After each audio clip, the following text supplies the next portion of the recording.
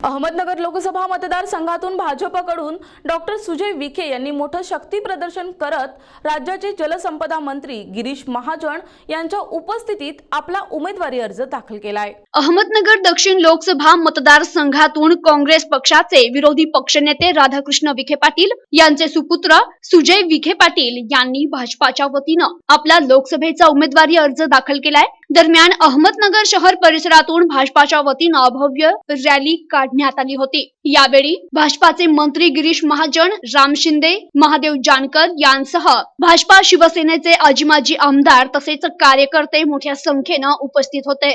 तर विशेष म्हणजे काँग्रेस पक्षाचे विरोधी पक्षनेते राधाकृष्ण विखे पाटील यांचे चिरंजीव भाजपात गेल्यानं त्यांना अहमदनगर दक्षिणेतून नगरकरांचा कितपत प्रतिसाद मिळतो याबाबत चर्चेला उधाण आलं होतं। मात्र सुजय विखे पाटील यांच्या प्रचारार्थ दिल्ली गेट येथून निघालेल्या रॅलीत नगरकरांनी आपली हजेरी लावत आम्ही सुजय विखे यांच्या सोबत असल्याचं दाखवून दिलंय। दरम्यान लोकसभेचा अर्ज भरताना शिवसेना, भाजप तसेच युतीतील सर्व मित्र पक्षाचे आजी-माजी आमदार, खासदार, मंत्री तथा नेते मंडळींनी हजेरी लावली होती। यावेळी महाराष्ट्र राज्याचे मंत्री गिरीश महाजन यांनी आपली प्रतिक्रिया व्यक्त केली आहे। राज्यामध्ये असेल अतिशय अनुकूल वातावरण या ठिकाणी आहे। सर्वांनी निर्णय केलेला आहे, निश्चय केलेला आहे की देशाच्या पंतप्रधानपदी पुन्हा नरेंद्र मोदींना ज्या ठिकाणी बसवायचं आहे। त्यामुळे महाराष्ट्राचं चित्र तर अधिक स्पष्ट झालेलं आहे। मला असं वाटतं उत्तर महाराष्ट्राची जबाबदारी माझ्याकडे 8 जागा या ठिकाणी आहेत आणि मी पुन्हा आपल्याला सांगेल की 8च्या 8 जागा, 7 सुद्धा नाही, 1 सुद्धा कमी होणार नाही। 8च्या 8 जागा या ठिकाणी भाजप, सेना, मित्रपक्ष, RPI सगळे आमचे मित्रपक्ष आहेत, सगळ्यांना मला या ठिकाणी मिळणार आहेत। त्याच्यामध्ये 1 सुद्धा जागा कमी होणार नाही। भाऊ, एकूणच आपण जर बघितलं तर बहुसंख्य बाहेरच्या लोकांचा भरणा झालेला आहे। पक्षाला उमेदवारांची चणचण भासते का बाहेर? आता मला वाटतं हा विषय आता जुना झालेला आहे। बऱ्याच वेळा मी या विषयावर बोललेलो आहे।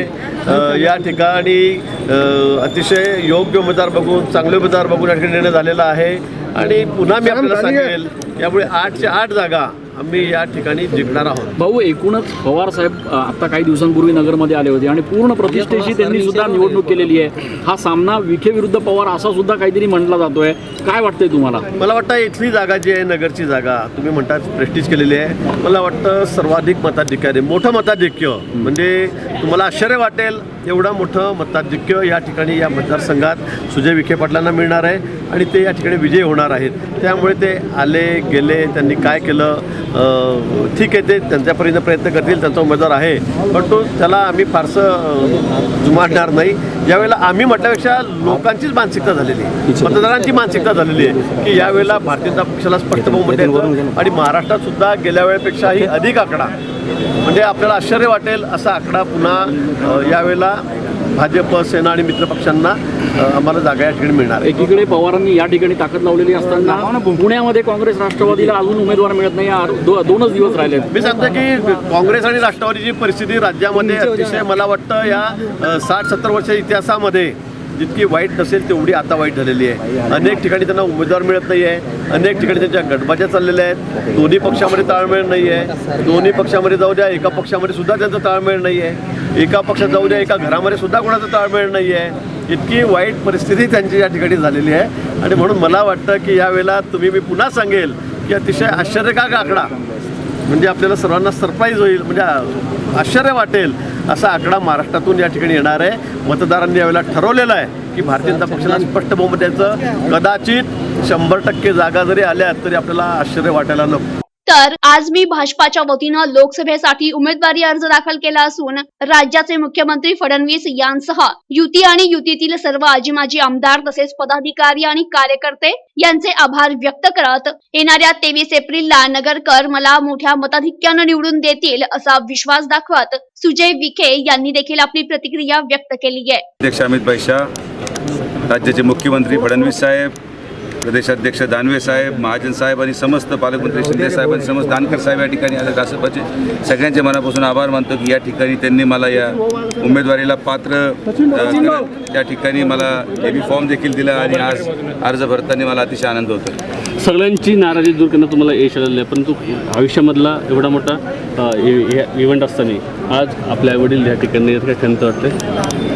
नाही, आता आईवडील नसण्याची खंत मी अनेक वेळेस भाषणातून मांडलेली आहे. पण त्या ठिकाणी मी अनेक वेळेस म्हटलो की या पक्षामध्ये असलेले आपले महाजन साहेब असतील, त्यांनी वडिलांची भूमिका सातत्याने पूर्ण केली. पालकमंत्री साहेब हे पालकच आहेत, जिल्ह्याचे अधिकृत जाहीर केले तर त्यांना एवढे सगळे दिग्गज लोक, वडीलधारी मंडळी या ठिकाणी असतील तर मला पूर्णपणे विश्वास आहे की या जिल्ह्यातले आमदार हे सगळेच जण मला माझ्या आईवडिलांची कमतरता जाणून देणार नाही. काय आव्हानं वाटत आहेत या निवडणुकीत? आव्हान काहीच नाही, विकासाचे मुद्दे आहेत. गेल्या 3 वर्षापासून मी जे काय या पूर्ण दक्षिणेमध्ये अनेक गावांमध्ये गेलो, लोकांच्या समस्या जाणून घेतल्या आणि ज्या समस्या जाणून घेतल्या त्याच्यावर काय उपाय आणि काय आम्ही तोडगा जनतेला देणार आहोत या सगळ्या गोष्टींवर याच्या पुढचे भाष्य राहतील. जसे जसे दिवस जात आहेत नाराजांची नाराजी कमी करण्यामध्ये यशस्वी होत आहे. दिलीप गांधी आज अचानक आले या ठिकाणी. काय वाटतं हे सगळे जे काही नाराज आहेत ते कुठेतरी तुमच्या बरोबर येतील काही पुढच्या दिवसात? तसं पाहायला गेलं तर हेच वैशिष्ट्य आहे भारतीय जनता पार्टीचं संघटन म्हणून की या ठिकाणी एकदा पक्षाने एखाद्या व्यक्ती पाठीमागं उभं राहायचा त्या ठिकाणी विनंती केली तर त्या ठिकाणी संघटना या नात्याने या पक्षाचा संपूर्ण कार्यकर्ता किंवा नेता या ठिकाणी संघटनेच्या पाठीमागं खंबीरपणे उभं राहतो. आणि आजचं जे चित्र आपण पाहिलं हे संघटनेचं वैशिष्ट्य आहे. भारतीय जनता पार्टी असो, शिवसेना असो आणि युतीच्या मित्रपक्षांचे की एवढ्या लवकर युती झाली, या महाराष्ट्रामध्ये प्रचार सुरू झाला आणि कुठल्याही प्रकारचा वाद किंवा कुठल्याही प्रकारची या ठिकाणी संभ्रम कोणाच्या मनामध्ये नाही. सुजय विखे यांचा उमेदवारी अर्ज भरण्यासाठी सोबत आलेल्या त्यांच्या हजारो समर्थकांचा आभार मानत सुजय विखे यांनी मतदान करण्याचं आवाहन केलंय.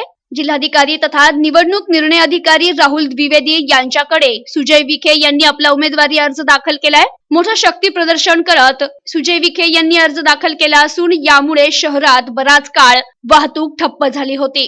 प्रतिनिधी मुकुंद भट, NTV न्यूज मराठी, अहमदनगर.